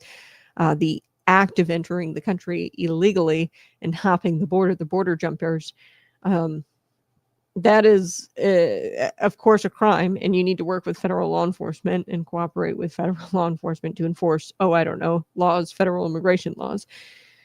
Okay, now what I think the Trust Act should be, and we should have this, where you don't have to, as a local law enforcement officer, as a sheriff, work with the federal government and do their jobs for them, essentially. So I could see where there's abuse, where the federal government tries to get these sheriffs to go conduct interviews, to go see if these people are actually border jumpers. You can't have our sheriffs doing that, right? So say Maria, she gets a job and she's here on a work visa, but her work visa expires where she no longer has the job, gets fired from the job, and she's no longer in compliance with her immigration status. It shouldn't be on the sheriff locally to go interview Maria and find out if she in fact got fired or if she is in fact out of compliance. That should definitely be on ICE agents and the federal immigration authorities, okay? DHS. That is how I believe the Trust Act should be interpreted. But overall, I think that repealing it is just going to be fine. And then making sure that there is a replacement, though, that says that, hey, sheriffs shouldn't be using their resources to pretty much do ICE agents' jobs or the federal government's job. All for that, because that's not fair. You should definitely not rely on the local taxpayers to police federal law. Okay, now, if ICE agents, and this is how Trump is running his DHS, or Kristi Noem is running the DHS, they're coming up with court warrants and judicial warrants that say, hey, we know that Julio is a border jumper. We know that he doesn't have a temporary immigration status, and we're here to deport Julio. And then you provide that to the sheriff. The sheriff should most definitely assist in enforcement at that point. If it's been proven that he is a border jumper, that Julio is a border jumper, then yes, there is no reason to not comply with DHS or ICE agents at that point. So, taxpayers, we are footing the bill for housing, healthcare, schooling, lawyers, food, transportation, $2.2 billion between just 2022 and 2024 for these welcoming programs. Okay. Wire Points tallied that up. They came up with that number, and that number is staggering. Okay. They came up with that number over the course of 2 years. I'm sure it's even higher than that. Let's be real, because there's the comptroller, or the comptroller issues all of these like payments. DHS will pay these nonprofit organizations, and it's not necessarily in the budget, but yeah, they issue all of these payments to these nonprofit organizations, and it's very costly to house, to provide schooling, to provide lawyers, to provide food, to provide transportation, to provide shelter for these illegal aliens, these border jumpers. So Governor J.B. Pritzker and Mayor Brandon Chicago, they've called ICE agents terrorists. You actually saw that there in the press conference. They were calling ICE agents Gestapo. Okay. Men and women sworn to uphold the immigration law in this country, they're being called terrorists, while the actual criminals, your repeat drunk drivers, your gang members, your violent offenders, they are welcomed in as guests, and they are provided state-funded hotel rooms. And in fact, some of these violent offenders, are probably actually given jobs with the government via the Peacekeepers Initiative, okay, and paid taxpayer dollars to do it. So, friends, this is an upside-down morality, okay? This is calling good evil and evil good. Upside-down morality, and this is what happens when you take God out of the equation, okay? When you replace truth with an ideology, when politicians treat your tax dollars like fake money, monopoly money, okay? So we can't talk about the sanctuary insanity without talking about the real human cost, okay, behind every policy, behind every dollar that we're dishing out for these illegal immigrants, behind every press conference with the politicians with their bulletproof vests and their SUVs. There is a family out there like Laken Riley, like the Schaefer family, like Joe Abraham's daughter, Katie. And you heard him there in the press conference. She was just 20 years old. She was killed by a drunk driver who was in this country illegally. She was 20. Okay. She didn't even barely start her adult life, and she didn't get to graduate college. She didn't get to get married. She didn't get to raise children. She didn't get to build her future. Okay. So on top of all the billions of dollars that we're spending to house these people and provide them food and lawyers and representation, there are real families out there behind every politician that gets out there and says ICE is Gestapo.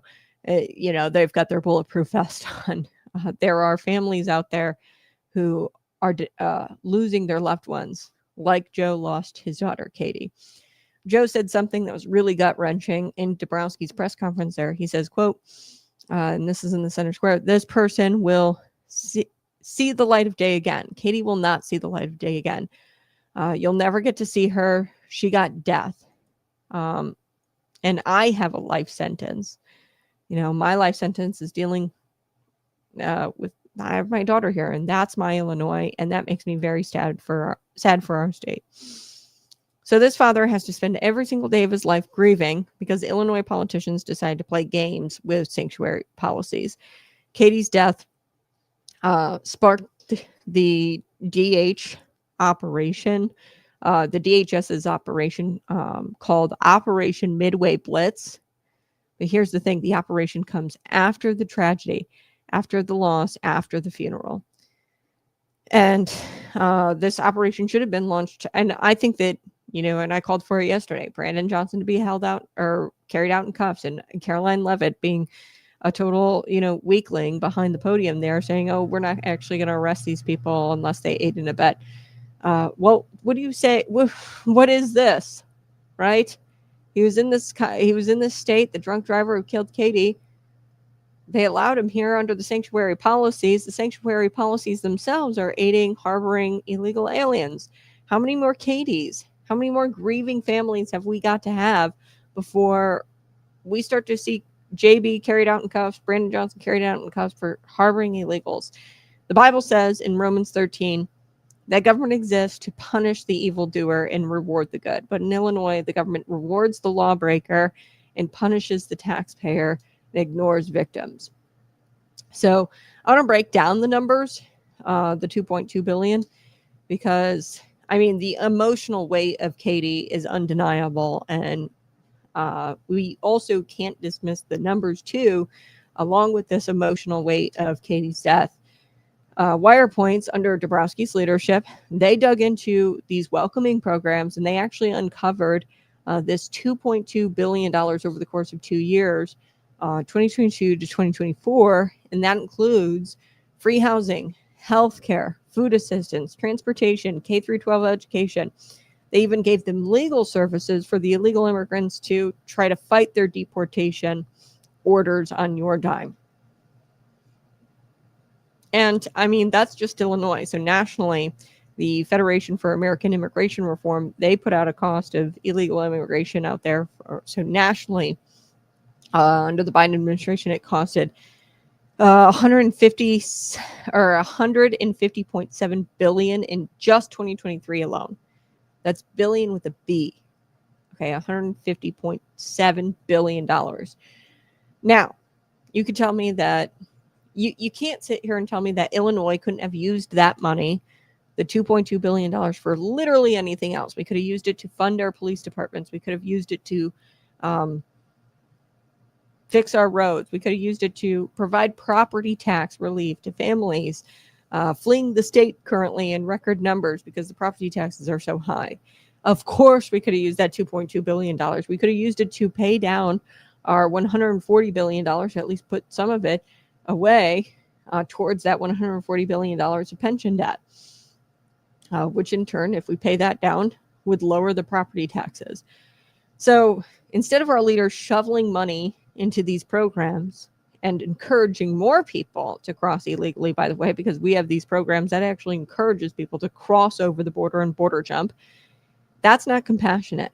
Okay, this is corruption wrapped in a compassion costume. Okay, it's like giving away your children's inheritance to a stranger while your own house is falling apart. Okay, so it's just wrong. And Dabrowski, he was standing outside that ICE facility, and he was telling the truth about the sanctuary madness. And then on the other side, you have the Democrat state senators. You saw Villavelam, State Senator Ram Villavelam. You had activists flanking them, ICER, the Illinois Coalition for Refugee Rights, Immigration and Refugee Rights, who alone, like in 7 months, received like $60 million or something like that.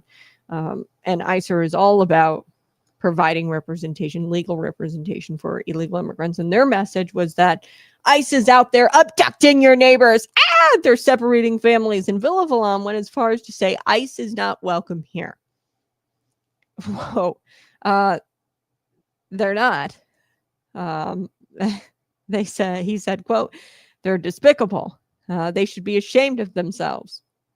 Yeah, really toning down the rhetoric there. Lawmakers in Illinois, they are openly declaring that federal officers sworn to uphold immigration law are not welcome. It's a declaration of rebellion against the rule of law and against the United States. Okay, and how do you treat rebels? They need to fall back in line. This Chicago alderwoman, her name is Rosanna Rodriguez Sanchez, she decided to pile on. She said these people don't care, or she decided to show up and pile on at the press conference as well. And I'm just going to say this. I think what all these Democrats really want is a voting bloc. They want to cement their power. They are burning down what's left of the Illinois middle class, and they have to subsidize what they've burnt down and what they've caused to leave the state of Illinois. And they're bringing in illegal immigrants to serve as a voter base. They know that they aren't getting voter turnout, which is why they're asking for compulsory voting and wanting compulsory voting, because they know that the people have had it. And it looks really bad when only like 20% of the population comes out and votes for JB, right? So they're going to try to supplement this population with the illegal immigrants and secure them as a voting bloc. It's a slap in the face to cops everywhere in Chicago, who have to bury officers and bury their fellow officers because they're not addressing that crime in Chicago. They would much rather, sit up there with their microphones and demonize ICE and call them Gestapo. They're slapping the faces of people like Joe Abram, who are grieving. His daughter was killed by a drunk driver who was in the country illegally. Every taxpayer struggling right now, they're slapping them in the face because they are the heaviest. They've got the heaviest tax burden in America. Illinois does. Illinois residents. So, friends, sanctuary policies, they're not new. They've been used throughout histories as political tools. In medieval Europe, actually, criminals could flee to church and claim sanctuary. Sometimes it worked. Sometimes the murderers escaped justice. So that is actually what happened back in medieval Europe. But there is something in Proverbs 17 I want to bring up. There's a biblical truth. Mercy without justice is not mercy, it's lawlessness. Okay. So Proverbs 17:15 says, "He who justifies the wicked and he who condemns righteousness are both an abomination alike to the Lord." Illinois is literally justifying the wicked, this illegal drunk driver, violent offenders, and they are condemning the righteous, ICE officers, law-abiding citizens, grieving families. And if you want to know why Chicago has led the nation in murders for 13 years straight, look no further than the leaders of Governor J.B. Pritzker and Brandon Johnson, who fanned the flames of extremism. They demonized law enforcement and they coddled the criminals. Okay, that is why we have had for 13 years straight the most murders in the nation compared to any other state in the nation. So a call to action, and I'm going to wrap up the show here, but smash that like button, a call to action. So what do we do from here? Ted Dabrowski says repealing the Trust Act is his number one priority. And like I said, I take issue with it kind of. I don't even think that the Trust Act, like these sheriffs shouldn't even be listening to the Trust Act. Like they have sworn to uphold the law. And that means working with ICE agents who are, enforcing the law that's on the books. So the Trust Act shouldn't even be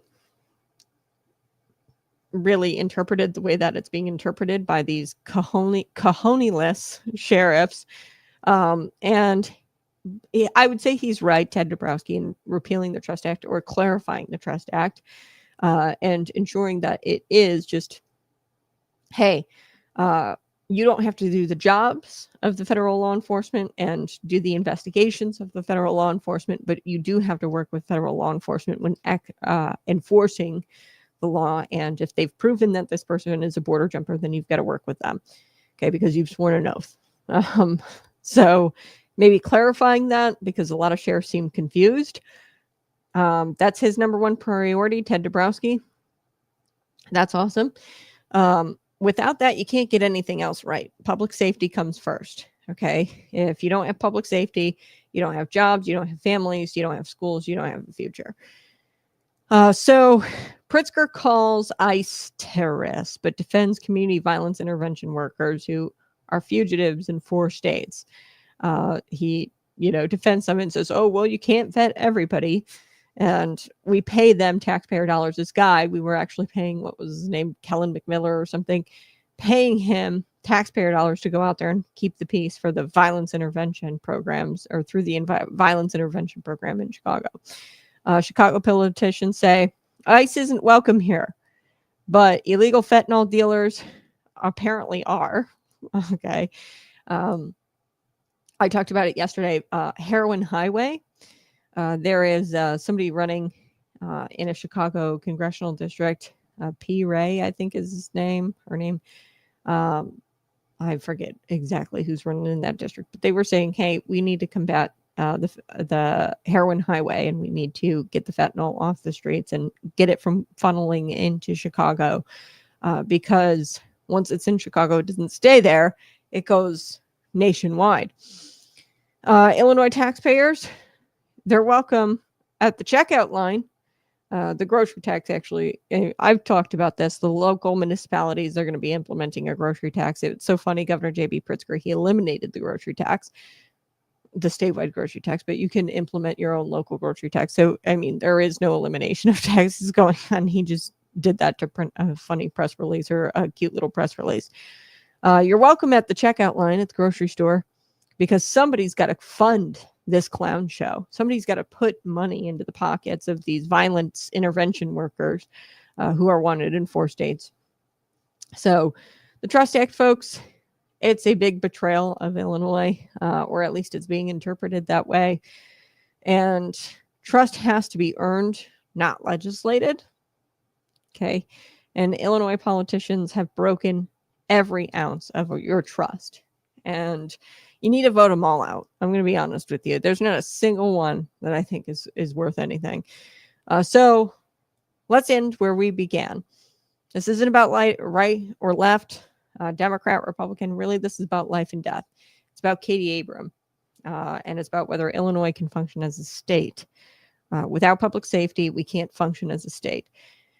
And it's about whether our leaders want to choose truth, justice, and law, or extremism, chaos, and corruption. And as Christians, we know that God calls us to protect the innocent and uphold justice and speak the truth boldly. And that's what we're always going to do here at the Conservative Cat Show. So be sure to subscribe and share this out with your friends. I love you, folks. We'll do it all over again tomorrow morning, bright and early, 6 a.m. to 8 a.m. Bye-bye.